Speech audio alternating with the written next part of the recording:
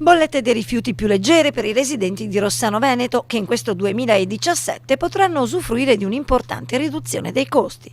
La riduzione nelle bollette dell'anno prossimo sarà del 2,5-3% per tutte le utenze, oltre allo sconto che ETRA farà in ogni caso. In più, per quanto riguarda una cinquantina di attività che pagavano il fisso in base alle metrature, avranno la bella sorpresa di vedere il tetto fisso a 1.000 euro.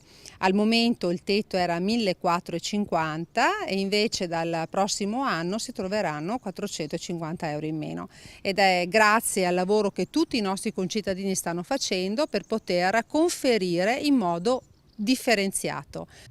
Il taglio dei costi è frutto di un intenso lavoro di riduzione del rifiuto indifferenziato che ha visto operare assieme Comune, ETRA e i cittadini di Rossano. Il Comune, d'accordo con ETRA, ha spinto nella raccolta porta a porta della plastica piuttosto che della carta, diminuendo gli svuotamenti del secco. In questo modo le persone devono essere più attente a che cosa buttano via nell'indifferenziato, facendo una politica di differenziazione degli scarti molto più attenta.